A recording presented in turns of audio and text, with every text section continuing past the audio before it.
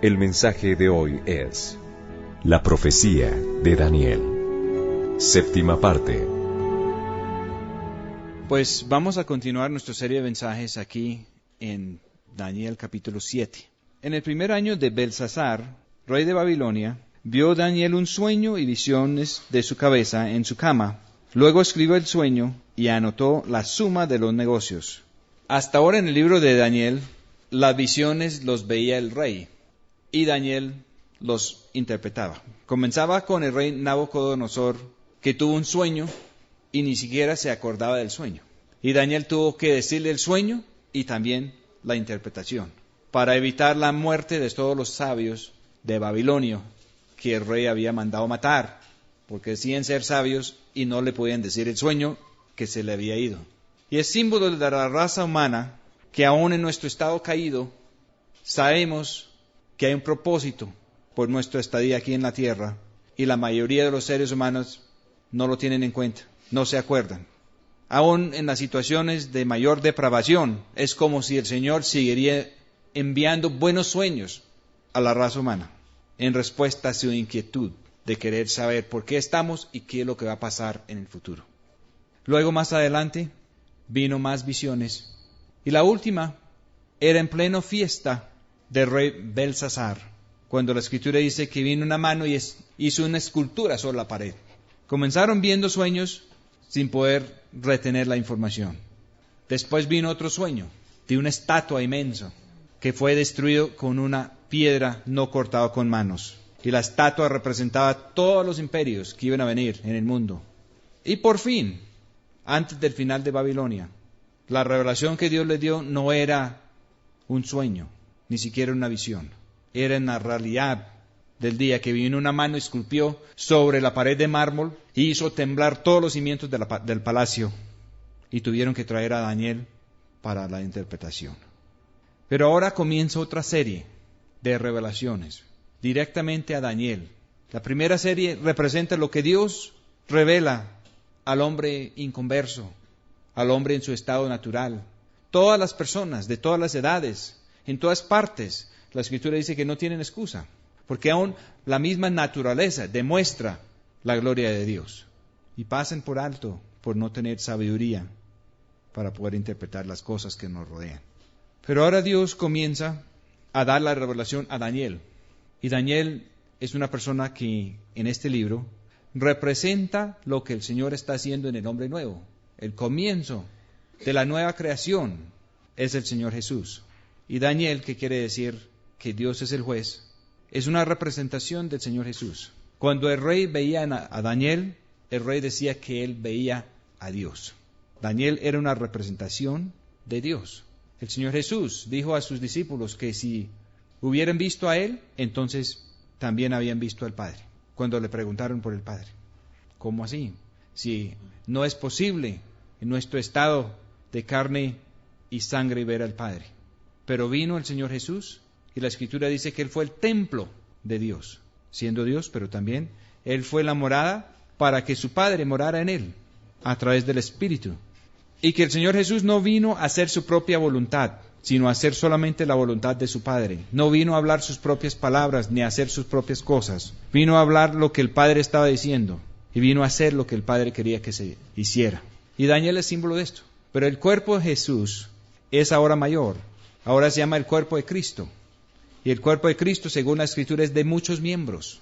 Todos los redimidos y personas que han sido limpiados por la sangre de Él pueden ingresar en este cuerpo. La Escritura dice en la carta a los Efesios que si somos miembros de este cuerpo, de esta verdadera iglesia, que unos son como una cosa, otros como otra cosa, así como los diferentes órganos del cuerpo. Y que todos tenemos necesidad de todos. Y que el Señor Jesús es la cabeza de todo esto. Y Daniel es una representación de esto. Porque el Señor dice que cuando Él tiene un pueblo limpio, cuando Él tiene un pueblo a su agrado, que los va a poner a reinar y aún a juzgar las naciones juntos con el Señor Jesús. El Señor Jesús dijo que Él no juzgaba a nadie, pero que si hiciera juicio, su juicio sería entonces justo, porque no vino a hacer su propia voluntad, sino la voluntad del que le envió. Entonces ahora en esta revelación de Daniel, Es una revelación un poco diferente. Y la revelación de aquí en adelante es más, tiene más detalles. Se requiere más sabiduría para poderla interpretar. En el primer año de Belsasar, que resultó ser el último rey de Babilonia, Daniel vio un sueño y visiones de su cabeza. Un sueño es cuando la persona está dormida, pero una visión es cuando la persona está despierto. Y aquí dice que los vio de noche. Estaba en un reino, en una situación donde no había luz, tinieblas, pero Dios le dio la revelación por encima de todo esto. Luego escribió el sueño y anotó la suma de los negocios. Es muy importante que lo que sucede aquí lo tomamos como un todo, porque aquí dice que eso es para sumarla, para llegar a la verdadera historia de todo. Vamos a ver aquí 4 bestias que vio Daniel. Si vamos al Apocalipsis, más adelante, Apocalipsis capítulo 17, en los primeros versos, dice Juan que vio una sola bestia y que tenía 7 cabezas. La suma del negocio. La primera bestia aquí tiene una cabeza. Después hay otro que tiene una cabeza. Después hay uno que tiene 4 cabezas y luego hay uno con una sola cabeza. Entonces, si se suma todas las cabezas, hay 7 cabezas. Y Juan vio la misma cosa, pero en vez de 4 bestias vio una sola bestia, que hizo la suma de todos los imperios del mundo. Y es la misma historia de la estatua que vio el rey, que fue interpretado por Daniel. Pero esto ya es una revelación un poco más completa, dado directamente para los hijos de Dios. Habló Daniel y dijo: veía yo en mi visión, siendo de noche, y he aquí que los 4 vientos del cielo combatían el gran mar. Repite la parte de noche, porque los hombres cuando hacen grandes civilizaciones y cuando arman su religión, ellos dicen que es luz y que es día. Y Dios dice que todo eso es noche. Y en el Sermón de la Montaña, el Señor Jesús dice que si la luz que hay en nosotros es en realidad tinieblas, que cómo serían entonces las verdaderas tinieblas. Y Daniel está viendo algo supuestamente a la altura, al mediodía, de los reinos del hombre, el reino de Babilonia, que aún en lo que Dios mostró al rey y a Daniel, el reino de Babilonia era la cabeza de oro de una gran estatua, que tuvo degradación de materiales, después plata, después bronce, después hierro, y después hierro mezclado con barro, que son las democracias de hoy, donde el pueblo hace las leyes, pero lo uno no adhiere a lo otro, porque hacen leyes que nadie puede cumplir. Y esta situación de los reinos del hombre no camina, no funciona, y va a venir abajo. En la visión del rey solamente vi una gran piedra cortada sin manos que destruía la imagen. Aquí en la visión de Daniel vamos a ver una foto mucho más amplia del reino de Dios que viene. Los 4 vientos del cielo combatían el gran mar. Si tuviéramos tiempo a ver en Zacarías capítulo 6, habla de 4 carrozas jalados por 4 clases de caballos. Y dice la Escritura que estos son los 4 espíritus del cielo que van por todos los 4 puntos cardinales con los juicios de Dios. Dios tiene unos juicios sobre el hombre natural. Dios quiere hacer un cambio. En nosotros, Él quiere sembrar su palabra, Él quiere sembrar su vida, y Él quiere la vida de Él, que la vida de Él reemplace la vida de nosotros. Él quiere sacarnos de la vieja creación y entrarnos en la nueva creación, de la cual el Señor Jesús es primicia de primicias, dice la Escritura. Entonces, los 4 vientos del cielo, y la palabra viento en el hebreo es lo mismo que la palabra espíritu. Podemos decir los 4 vientos del cielo o los 4 espíritus del cielo. Es la misma frase, es a criterio del traductor. Habían caballos de todos los colores. Y simboliza lo que el Señor quiere hacer.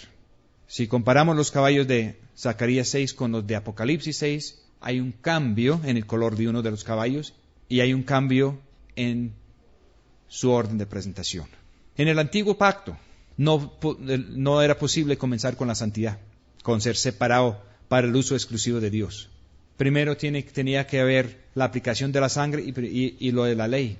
Y tristemente el hombre no puede cumplir la ley en su esfuerzo propio. En el nuevo pacto comienza con el caballo blanco, porque el Señor no está tratando de santificar a nosotros. Él está tratando de entrarnos en el cuerpo de Él y Él ya es santo. Es un cambio de gobierno. En vez de que nosotros seamos la cabeza, Él quiere ser la cabeza. Y siendo así, Él aplica la sangre. Y Él comienza el proceso de limpieza. Y el tercer caballo es negro, porque para nosotros los caminos de Dios son muy, muy negros. Dios quiere acabar con lo que para nosotros parece bueno y sublime. Y lo que para nosotros está bien, para Dios no está bien. y una situación muy terrible. Y ese caballo en el Apocalipsis está vinculado con las 3 fiestas de Dios y eso es otro mensaje. Pero es caminar con el Señor, a ser fiel hasta el final. El que es fiel con lo poco, después recibirá mucho. El 4º caballo es el que cambia. En Zacarías, en la versión antigua, lo voy a leer. El 4º era overo brucio rodado, un color muy feo, todo lleno de manchas, porque es el caballo que simboliza la muerte. El tratamiento que Dios tiene por su espíritu y combate este mar de gente que hay aquí, a todos los que son inconversos, sea en parte o total. La solución que Dios tiene para lo que no está bien en nosotros no es consentirlo. La solución que el Señor tiene para el hombre viejo es matarlo. Por eso la identificación con la muerte del Señor, que fue en un madero, colgado ahí, clavado ahí, y era una muerte gota a gota. El Señor nos puede poner en ese camino, aún por esta vida, y sacar los malos deseos de raíz, para que nunca más se vuelvan a presentar. Pero antes de la obra de redención del Señor Jesús era un camino sumamente difícil. Nadie pudo hacerlo. Era imposible. La muerte tenía mucho poder, y los que morían quedaban en el poder de la muerte, presos en el Hades o el Seol, esperando la venida del Señor. El Hades o el Seol tenía 2 compartimentos, uno para los buenos, otro para los malos, según la parábola del rico y Lázaro en el Evangelio.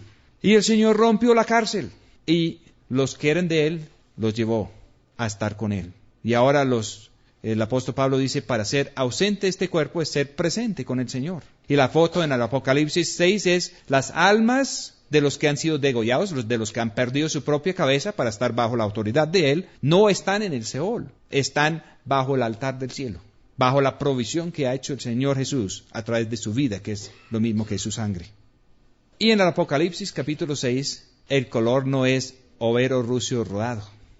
En el original dice que el 4º caballo es verde. En la mayoría de las Biblias no lo traducen así porque no hay caballos verdes, hay caballos de todos los colores menos verde. Pero el Señor nos va a sacar de esta creación y nos va a entrar en algo nuevo, algo que no lo hay ahora. Es la misma palabra en el griego de la cual derivamos nuestra palabra clorofil para hablar de la vida de las plantas. Y es el color en la Escritura que tiene que ver con resurrección. Porque el plan de Dios al final es que nuestra vida vieja llega a su fin y que tengamos una vida nueva después de haber nacido de nuevo por la vida del Señor Jesús. Es el plan de redención. El Señor está mostrando todo esto aquí en Daniel 7, porque estos 4 vientos del cielo, esta obra del Espíritu Santo de sacarnos del hombre viejo y de meternos en el hombre nuevo, es la lucha que tiene Dios en contra del gran mar, que es la humanidad inconversa. Carne y sangre no puede heredar el reino de Dios. El Señor tiene que sacarnos de lo uno para meternos en lo otro. Y esto está resumido aquí en una línea aquí, pero es clave para esta visión.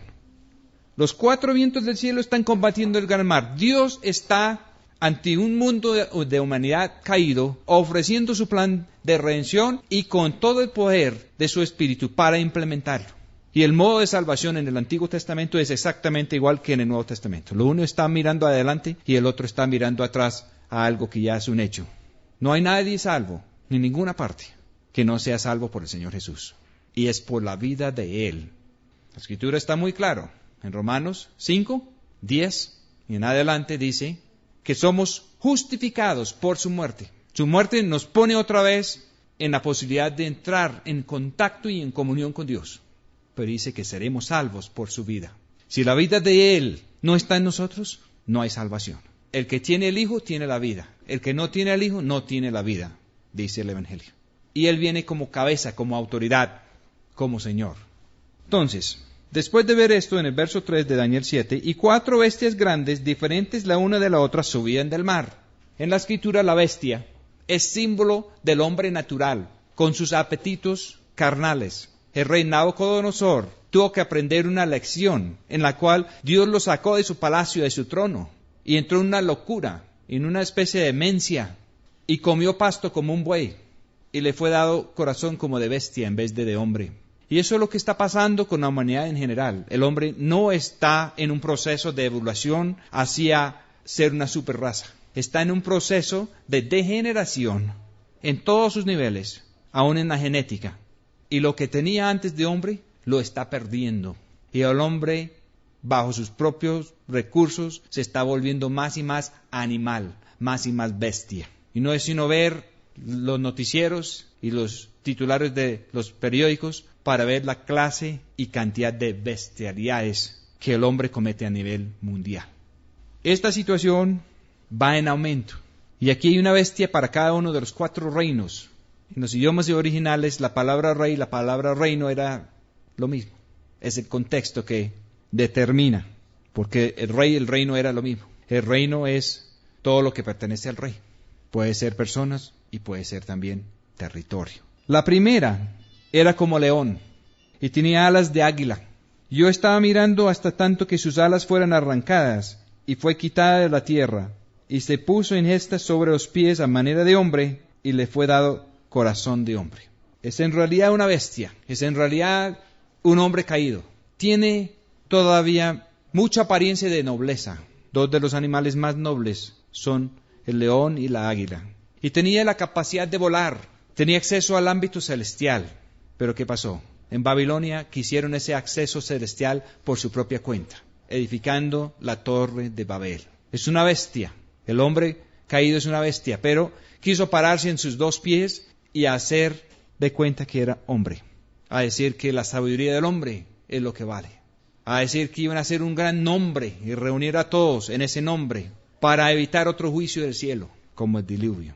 Pero el rey Nabucodonosor, después de aprender su lección, después de clamar a Dios, después de voltear su mirada hacia el cielo, la Escritura dice que volvió a tener su sentido, volvió a tener corazón de hombre, volvió a entender su razón de ser, volvió a entender su relación y su posición referente al Dios del cielo. Pero tuvo que pasar por un trato muy difícil. Y el trato que vivió Nabucodonosor en persona no pudo ser transmitido a su hijo Belsasar. Belsasar supo todo, pero no vivió todo y no le sirvió. Y así fue el final del reino de Babilonia. Y tristemente, toda la raza humana está en lo mismo. Lo que aprenden los padres a los golpes, a través de las experiencias de la vida, casi nunca es posible transmitir a los hijos. Los hijos tienen que cometer los mismos errores y a veces las consecuencias son mayores. Belsasar sufrió la pérdida del reino y la razón por la cual perdió el reino fue porque no pudo aprender de la experiencia de su papá. Alguien dijo, Dios tiene hijos pero no tiene nietos. Y cada generación ha tenido que aprender las mismas lecciones. Y casi siempre las consecuencias han sido más y más graves. Porque el hombre no va para arriba, el hombre va para abajo. El hombre va perdiendo sus alas en su estado natural. Este es el reino de Babilonia que Dios dijo que era la cabeza de oro, que era lo mejor que habían hecho los hombres. Y aquí otra segunda bestia, semejante a un oso, la cual se puso al lado, y tenía 3 costillas entre sus dientes, y le fue dicho así, levántate, devora mucha carne. Comenzaron pensando que la filosofía del hombre era bueno que el hombre fuera como Dios, etcétera, etcétera. Pero aquí ya en este segundo reino no están hablando de eso. La cosa está vinculada aquí con la tierra. El símbolo es un oso. Aquí un oso puede comer pasto, un oso puede comer hierbas, pero un oso también puede comer carne. Y cuando los osos se vuelven carnívoros, no tienen remedio. Y este oso se encarnizó. En vez de comer la hierba y la fruta, se encarnizó. Y está ahí con 3 costillas en la boca. Tiene un apetito insaciable. 3 es el número en la Escritura que tiene que ver con producir fruto, de ser fructífero, de multiplicar las cosas. Y así como 3 está vinculado con las cosas verdes, que puede ser la esperanza y puede ser la resurrección, también el color verde puede ser la envidia, puede ser avaricia, puede ser el dios dinero. Y esto es lo que pasó con este segundo bestia. El reino comenzó a degenerar. En la otra foto, en vez de oro, que son los pensamientos de los buenos deseos del hombre, ya cuando él va a obrar, ya no es oro, ya es plata. Y plata simboliza redención en la Escritura, excepto que el oro nunca pierde su brillo, pero la plata sí. La plata sí tiene la capacidad de entrar en corrupción. Y a medida que vamos más adelante, más corrupción, más corrupción. Que el Señor hable de un juicio en la cual las cosas que son corruptibles no van a sobrevivir el juicio. Solamente sobrevive lo que es incorruptible, lo que no es posible quemar en la candela. Los 3 muchachos hebreos, cuando los echaron en el horno de fuego, no se quemaron. Los verdugos sí se quemaron. Las ataduras sí se quemaron. Y ahí fue donde apareció el 4, que es como el Hijo de Dios. como Daniel ante el rey. En este segundo reino hay un ingrediente que es interesante. El primer reino, que era cabeza de oro, era lo que dijera el rey, y para de contar. Y Dios dice que eso es más limpio que el segundo reino, donde pusieron la ley por encima del rey, y el rey quedaba sujeto a su misma ley. Le hicieron una ley que nadie podía adorar sino el rey por 30 días, sabiendo que Daniel lo iba a incumplir, y ni el rey que amaba a Daniel, ni nadie más pudo cambiar esa ley, y hubo que echar a Daniel en la fosa de los leones. Y Dios con eso demostró que Él está por encima de la ley, por encima del rey, por encima de todo, aún por encima de la muerte, que es el símbolo de la fosa de los leones. Entonces el hombre pensó poner más seguridad, porque no se puede confiar en todos los hombres, entonces vamos a poner una ley. ¿Y qué pasa? La ley hace que hay más matanza, más devoración de carne, porque como nadie puede cumplir la ley, y como la máxima pena de la ley es la muerte, lo único que hace la ley es poner a todos bajo pena de muerte.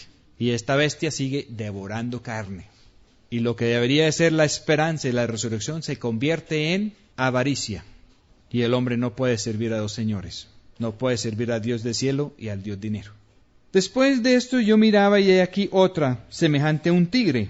Y tenía 4 alas de ave en sus espaldas. Tenía también esta bestia 4 cabezas y le fue dada potestad.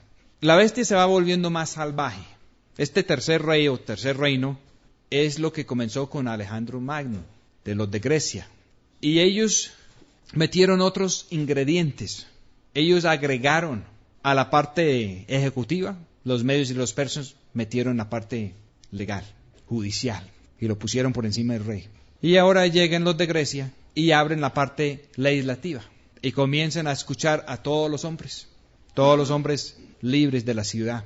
La bestia se vuelve más feroz y esta no pudo permanecer unida. Lo de Alejandro Magno se dividió en 4. Por esto aquí habla de 4 cabezas. Y lo que pasa es que cuando incluimos a todos y cuando comenzamos a ir hacia lo que ahora llamamos democracia, no hay una sola cabeza, hay muchas cabezas. Y eso produce más confusión todavía. Y tiene unas cosas porque esta bestia vuelve y recibe alas, porque el fin del hombre es salir de este ámbito terrenal y volver en la libertad que tuvo antes. Y él trata por todas las maneras. Pero esta bestia, este tigre con 4 cabezas, es muy pesado y no vuela bien. Tiene sus problemas. Después de esto miraba yo en las visiones de la noche. Y he aquí la 4ª bestia, espantosa y terrible, y en gran manera fuerte, la cual tenía unos dientes grandes de hierro, devoraba y desmenuzaba, y las sobras hollaba con sus pies, y era muy diferente de todas las bestias que habían sido antes de ella, y tenía 10 cuernos. Hierro, en la Escritura, simboliza la ley y el poder absoluto, y esta bestia está describiendo el Imperio Romano. Cogieron la potestad y la aplicaban, y ahí sí tenían bien definido los poderes del tribunal, tenían los poderes del Senado, tenían los poderes del César, los ciudadanos romanos tenían ciertos derechos, todos los demás eran como una especie de esclavos. Y esta bestia ni siquiera tiene comparación con algún animal de la creación. Era una bestia tan terrible que Daniel quedó muy espantado. En Juan, cuando Juan vio la suma de todo esto, y vio una mujer sentada sobre la bestia, borracha, con la sangre que había sido derramada, una mujer que pensaba que reinaba, pero al final la bestia la deja desnuda y en malas condiciones, despojada de todo. En el Apocalipsis llega el momento en el cual el gran dragón que está detrás de todo esto pierde sus alas, y una mujer limpia que representa la verdadera iglesia gana las alas de águila. Y esta situación, en especial aquí en la parte donde está el tigre con los 4 alas, en la mitología griega, la idea era que habían muchos dioses y que los seres mortales podrían hasta casarse ni tener hijos con los dioses. Y este concepto de crear a Dios en imagen del hombre y del hombre tratar de vincularse de nuevo con Dios, pero por medios carnales, está por toda la mitología griega. Es un esfuerzo de volver a ganar el cielo. Y lo logra en cierto punto porque no solamente está Dios en el ámbito celestial, también hay otros espíritus que no están limpios. Entonces, haciendo un vínculo con estos espíritus, sí es posible volver a tener acceso al mundo espiritual. Y eso es lo que ha hecho el hombre a través de su trayectoria. Pero ese acceso a lo espiritual y a lo milagroso, cuando no hay santidad y cuando no hay limpieza, conduce a otra serie de problemas. Y eso es lo que llega a su fruto final en esta cuarta bestia, que no solamente es diferente, sino que es espantosa y terrible, en gran manera fuerte, la cual tiene unos dientes grandes de hierro. Devoraba y desmenuzaba, y las sobras hollaba con sus pies. Ni siquiera dejaba sobras para nadie, consumía todo. Y eso es lo que estamos viviendo hoy en día en los sistemas de gobierno. Tenemos todos estos ingredientes, y el hombre está pensando que ha perfeccionado su sistema y que él ahora puede poner juicio y justicia en la tierra. Y en realidad ha creado un monstruo más fuerte, más fea, más espantosa, más terrible que jamás ha existido. La ley romana dicta que la persona es culpable hasta comprobar su inocencia. Con armar un papeleo de esos en contra de alguien es muy difícil defenderse. Es otra vez la Santa Inquisición. Y eso ha pasado por mucho tiempo con este sistema. El solo hecho de que alguien pone un cargo en contra de alguien, ya la persona es culpable hasta poder demostrar su inocencia. Estando yo contemplando los cuernos, cuerno en la escritura es símbolo del poder, y esta bestia tenía 10 cuernos, su poder es la ley. He aquí que otro cuerno pequeño subía entre ellos, y delante de él fueron arrancados 3 cuernos de los primeros, y aquí en este cuerno habían ojos como ojos de hombre, y una boca que hablaba grandezas. Eso es el hombre tratando de hacerse pasar por Dios, por encima de la ley. Si tuviéramos tiempo de repasar la historia, habían 10 facciones o 10 reinos de lo romano. Y cuando comenzó el papado, comenzó arrancando 3 de esos y reemplazándolos. Eso en un sentido histórico. Pero mire lo que pasó. Había ojos como ojos de hombre. Los ojos de hombre no ven las cosas como los ve Dios. Si estudiamos ciertos documentos, como Vaticano II, que supuestamente abre nuevos horizontes para la Iglesia, pero no está basado en lo que dice Dios, está basado en la filosofía humana. Son los ojos del hombre. Y una boca que hablaba grandezas, porque lo que hablan a través de esa boca, dicen que es infalible. Ahora dicen que es infalible cuando es con todo su consejo. Estuve mirando hasta que fueron puestos sillas son tronos para juicio, y un anciano de gran edad se sentó, cuyo vestido era blanco como la nieve, y el pelo de su cabeza como lana limpia, su silla llama de fuego, sus ruedas fuego ardiente. Si tuviéramos tiempo de estudiar el libro del profeta Ezequiel, vemos que una de las cosas que va en la visión del trono de Dios son ruedas que giran. Es muy difícil de describir, porque unas ruedas giraban para un lado, otras para otro lado, y todo eso movía para arriba y para abajo y para los lados. Habían ruedas, fuego, arco iris, todo asociado con el trono de Dios. Algo que es casi imposible de poner en palabras. Un reino diferente. Un río de fuego procedía y salía de delante de él. Millares de millares le servían, y 10 millares de 10 millares asistían delante de él. El juez se sentó y los libros se abrieron. ¿Qué quiere decir esto? Que todo esto de los reinos de los hombres, que ahora son la suma de estas 4 cosas que acabamos de decir, y el hombre ha decidido por la deificación del hombre, a través de la democracia, diciendo que el poder absoluto radica con el pueblo y no con Dios. La Escritura dice aquí que todo esto va a seguir hasta el día que el Señor llega a sentarse en juicio. Y el verdadero juez es Dios Padre. Y aquí la descripción de Él es de mucha edad y de mucha limpieza y de poder total. Fuego puede ser un símbolo de destrucción en la Escritura, pero el fuego también es un símbolo de amor. Y el amor de Dios es descrito como un fuego. Es un fuego para unos, es destrucción para otros. Depende si estamos en la corrupción o en la incorrupción. Y la única manera de estar en la incorrupción es bajo el gobierno, bajo la cabeza del Señor Jesucristo. No podemos estar bajo el mando de alguno de estas bestias, ni siquiera del cuerno chiquito, que se elevó y que mira las cosas con ojos de hombres y que habla grandezas. En el verdadero reino de Dios, el más pequeño y el más servidor es el más grande. Yo entonces miraba a causa de la voz de las grandes palabras que hablaba el cuerno. Miraba hasta tanto que mataron a la bestia, y su cuerpo fue deshecho y entregado para ser quemado en el fuego. Este sistema va a venir abajo. Habían también quitado a las otras bestias su señorío, porque les había sido prolongado la vida tiempo y tiempo. En el Apocalipsis dice que esta bestia es muerta y que es arrojada en el lago de fuego, que es la segunda muerte, a una destrucción total y eterna. Estas otras bestias fueron prolongadas sus vidas tiempo y tiempo, porque la Escritura dice que se unen al final y hacen un gran todo con la última bestia. Tiempo en la Escritura, en la parte más sencilla, quiere decir un día. Y la Escritura dice que un día es como 1000 años y 1000 años como un día. Entonces, tiempo y tiempo es 2000 años de prolongación durante toda la era de la Iglesia, que está llegando al final de sus 2000 años después de la venida del Señor Jesús. Y más o menos paralela con la venida del Señor Jesús, ¿quién asciende al poder? El Imperio Romano. Entonces, por eso dice que su vida es prolongada tiempo y tiempo. Veía en la visión de la noche, porque esto cubre 6.000 años de historia humana. Y el hombre dice que él ha hecho un gran día del hombre, pero Dios dice que ha sido de noche, que la verdadera luz no ha alumbrado como es debido. Y Dios dice que viene algo que se llama el día del Señor, donde la verdadera luz va a iluminar por todas partes, donde va a reinar la justicia. Veía en la visión de la noche, y aquí en las nubes del cielo, como un hijo del hombre que venía, y llegó hasta el anciano de gran edad, y le hicieron llegar delante de él. Un hijo de hombre. Uno de los títulos del Señor Jesús es hijo de hombre.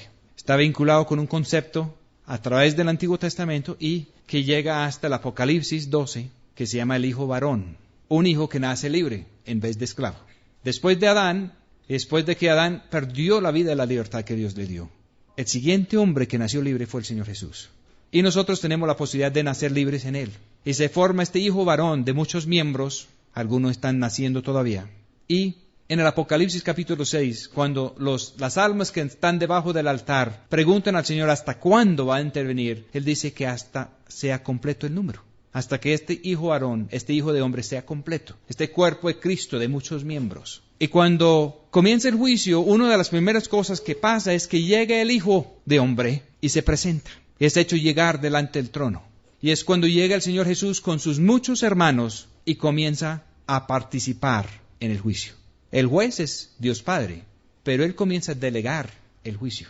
Y el juicio llega a tener connotaciones diferentes a la ley romana, diferentes aún a la ley inglesa, que por lo menos tiene que la persona es inocente hasta que se compruebe su culpabilidad, pero sigue siendo una ley injusta e imperfecta.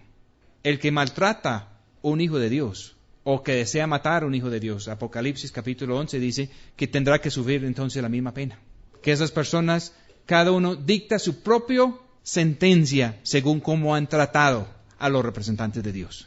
También la Escritura dice que si alguien auxilia a uno de los más pequeños del Señor, aun con un vaso de agua, que no va a quedar sin galardón. Y hay otros que niegan el auxilio a los que Dios manda. Y es la razón por ser apartados de la presencia de Dios.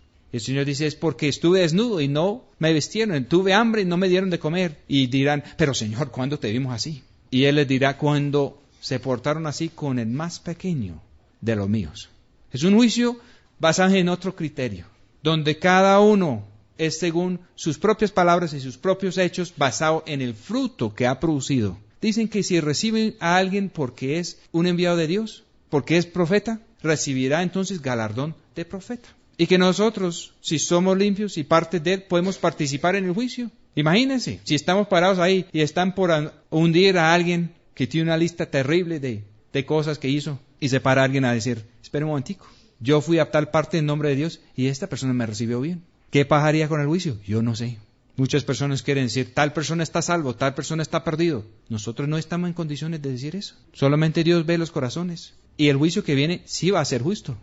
Como un hijo de hombre que venía, llegó hasta el anciano de gran edad, y le hicieron llegar delante de él. Y le dio señorío, gloria y reino, y todos los pueblos, naciones y lenguas le sirvieron. Su señorío, señorío eterno, que no será transitorio, y su reino, que no se corromperá. Mire, le hicieron llegar delante de él. ¿Quién? Este hijo varón, con Jesucristo a la cabeza. Y le dio señorío, gloria y reino. ¿Quién? Este hijo varón dio señorío, gloria y reino a Dios Padre, porque Él vive para la voluntad de su Padre. Y la meta del Señor Jesús no es solamente que lo conozcamos a Él como Rey, como nuestro Señor, como nuestro único amo, sino Él quiere que conozcamos a su Padre. Y Él quiere que nosotros tengamos la misma relación con su Padre que Él tiene con su Padre. Él dice que Él es una sola cosa con su Padre y quiere que nosotros seamos una sola cosa con Él, para que todos podamos ser una sola cosa, que podemos tener una extensión del reino, señoría y potestad de Dios Padre. Pero para eso nosotros tenemos que dar todo eso por nuestro libre albedrío a Él. Y todos los pueblos, naciones y lenguas le sirvieron. Su señorío, señorío eterno. Señorío eterno no es solamente que dura para siempre. Señorío eterno es otra calidad de señorío. El Señor Jesús dijo que en su reino no es como los reinos de este mundo, que los unos tratan de subirse por encima de los otros. No es como esta bestia que devora con dientes de hierro y aún pisotea las obras. La corrupción que hay en las democracias, las tales democracias de hoy en día, es terrible. No dejan sobras de ninguna clase. Sobras para los verdaderos necesitados no los hay. Ellos buscan la forma, aun si no lo pueden devorar, lo pisotean. Mi espíritu fue turbado. Yo, Daniel, en medio de mi cuerpo, y las visiones de mi cabeza me asombraron. Daniel vio todo esto. Vio toda la corrupción del hombre, cómo avanzaba, cómo iba a terminar y cómo iba a llegar a un reino de Dios sin corrupción. Y quedó totalmente asombrado, porque no es como pensamos nosotros en nuestro pensamiento humano. No es como el cuernito con ojos de hombre. Dios le mostró esto a través de los ojos de Dios. Y los ojos de Dios son llenos de amor, pero también de justicia. Me acerqué a uno de los que asistían y le pregunté la verdad acerca de todo esto. Y me habló y me declaró la interpretación de los negocios. Muchas facetas de los negocios de los hombres, porque los hombres están negociando siempre para su propio bien, para su beneficio propio. ¿Y hasta dónde va a llegar esto? Y al comienzo de esta visión, Daniel escribió que él iba a llegar hasta la suma de los negocios. Estas grandes bestias, las cuales son cuatro reyes son, 4 reinos, que se levantarán en la tierra, y tomarán el reino del Santo Altísimo, y poseerán el reino hasta el siglo y hasta el siglo de los siglos. ¿Qué pasa con este gobierno del hombre? El hombre, ¿qué hizo? Tomó el conocimiento del bien y del mal, y se elevó por encima de donde Dios lo había puesto. Comenzó a tomar decisiones que solamente eran para Dios, para decir lo que estaba bien y lo que estaba mal. Y aún en su máxima interpretación de la religión humana, o del gobierno o de la justicia humana, el hombre solamente concede a Dios la posibilidad de decir que algo está mal, y el hombre sigue decidiendo lo que está bien. Y por eso nunca puede salir de la corrupción, porque muchas veces lo que está bien para el hombre está mal para Dios. Y lo que Dios dice que está bien, a primera vista, a nosotros nos parece que está mal. Y era muy diferente de todas las bestias que había sido antes de ella. Sus uñas eran de bronce que devoraba y desmenuzaba, y las sobras hollaba con sus pies. Esta bestia no deja nada de sobra, siempre tiene faltante. Observe las democracias de este mundo ahora. Nunca les sobra nada, siempre les hace falta.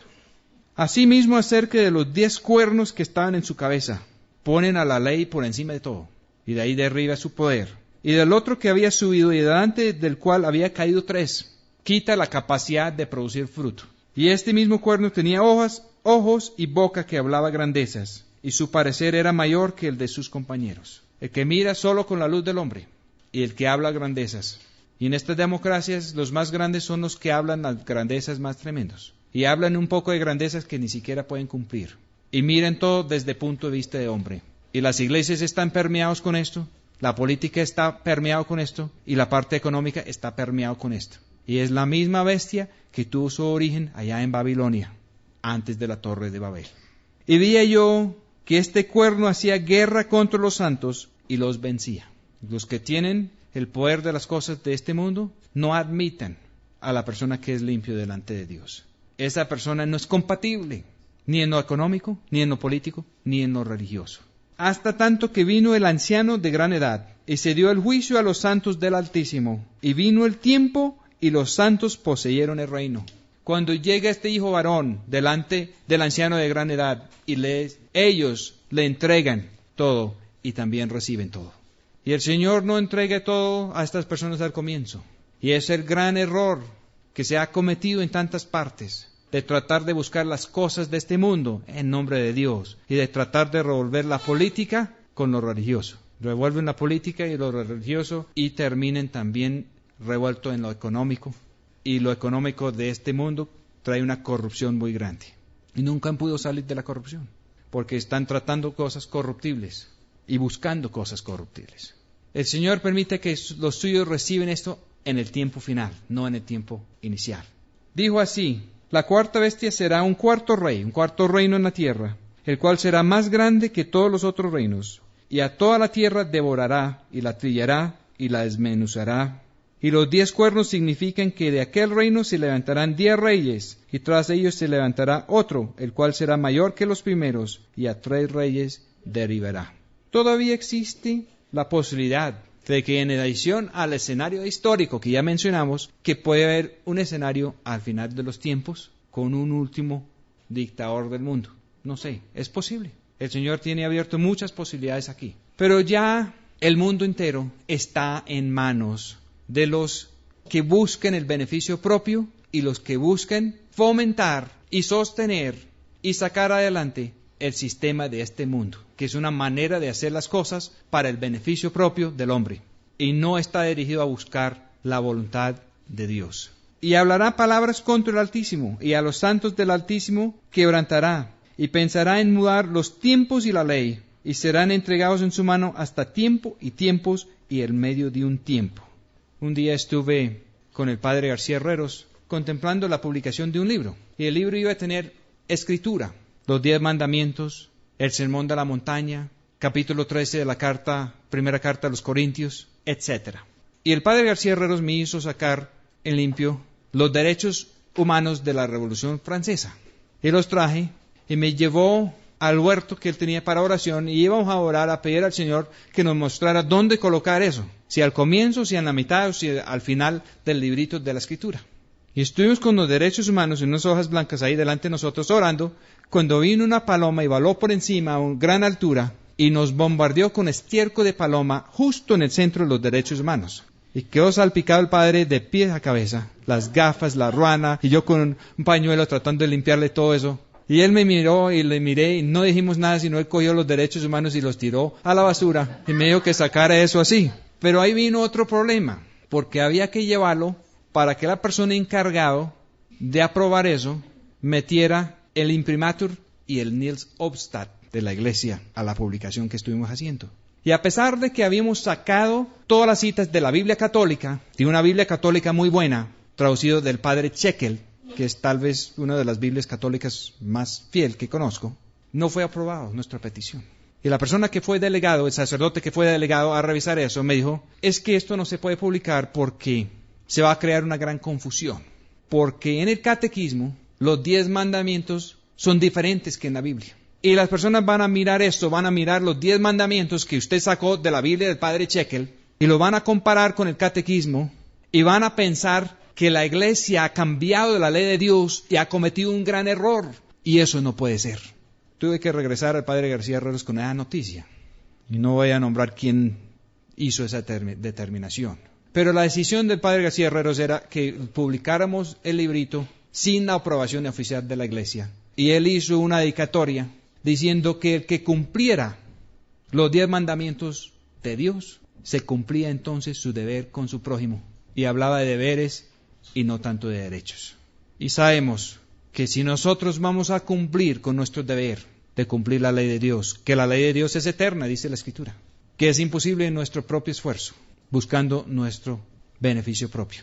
Solamente es posible en la vida del Señor Jesús. Pero Él cumplió la ley y Él lo puede volver a cumplir a través de cada uno de nosotros. De poner al Señor en el primer puesto. El Señor lo resumió así: que con toda nuestra mente, con toda nuestra fuerza, con todo nuestro corazón, amar a Dios y amar a nuestro prójimo como a nosotros mismos. No es posible amar si no tenemos la luz y el amor de Dios. Pensarán en mudar los tiempos y la ley. Ya sabemos que el hombre ha mudado la ley de Dios. Y el hombre también ha mudado los tiempos, porque el hombre no sabe qué es lo que viene y cómo es. Y el hombre está declarando un nuevo día del hombre, cuando en realidad viene el nuevo día de Dios. Hasta tiempo y tiempos y el medio de un tiempo. Si nosotros tomáramos esto literal, dice tiempo, tiempos y la división del tiempo. Cuando esto llegó a Daniel, desde el rey David hasta Cristo, 1000 años. Estaban terminando un tiempo de la ley de los judíos. Después venía los tiempos, plural, de los gentiles, que Dios sabía que iba a ser 2000 años. Y después de esos 2000 años viene el día del Señor, y en la Escritura es descrito como la división del tiempo. El hombre ha dividido el tiempo con el nacimiento del Señor Jesús. antes de Cristo, después de Cristo. Dios no declaró eso así. Pero el mundo sí cambió entre el antiguo pacto y el nuevo pacto. Sí hubo mucha diferencia. Casi ha sido aceptado universalmente que Dios creó al hombre y a la mujer para vivir en pareja, un solo hombre con una sola mujer. El único problema es que el hombre natural no la puede cumplir. Y así los divorcios, y así perversiones. Pero después de la venida de Cristo, eso ha quedado claro, y antes no. Muchas cosas se han aclarado poco a poco, pero eso no es nada en comparación con el cambio que va a haber ahora, cuando entre el día del Señor, cuando este hijo varón de muchos miembros recibe el reino, cuando Dios, en una primera resurrección, con Cristo a la cabeza, trae todos los vencedores de todos los tiempos, desde el justo Abel en adelante, incluyendo el mismo Daniel, para que reciban el reino. Y comenzará entonces un reino verdadero de justicia, donde Dios será representado como Él es. Será el verdadero división del tiempo. Y se sentará el juez, verso 26 de Daniel 7, y le quitarán su señorío para destruir y para echar a perder hasta el fin. A esta bestia del sistema del hombre, su capacidad de hacer daño va a ser quitado. Y que el reino y el señorío y la majestad de los reinos debajo de todo el cielo se ha dado al santo pueblo del Altísimo. Su reino será reino eterno, y todos los señoríos le servirán y escucharán. Será dado al santo pueblo de Dios. Santo pueblo de Dios quiere decir el pueblo de Dios que está limpio y está separado para el servicio y el uso exclusivo del Señor. Eso es lo que quiere decir esa palabra. Hasta aquí fue el fin de la palabra. En cuanto a mí, Daniel, mis pensamientos me turbaron mucho, y mi rostro se me mudó, mas la palabra la guardé en mi corazón. Una palabra que era para cumplirse por lo menos 2500 años hacia el futuro. Una palabra que dejó a Daniel débil y temblando, pero la recibió y la guardó en su corazón. Y eso es lo que Dios quiere de cada uno de nosotros, que guardamos en nuestro corazón lo que el Señor está diciendo. Vamos a orar. Señor, pedimos sabiduría y entendimiento para comprender que los sistemas de este mundo van de mal en peor, para ser separados, Señor, para el uso suyo y no para el uso del sistema de este mundo. Permita, Señor, que podamos estar bajo su potestad, bajo su autoridad, para que en nosotros sea efectuado limpieza de corazón y de pensamiento. Amén. Un reino diferente.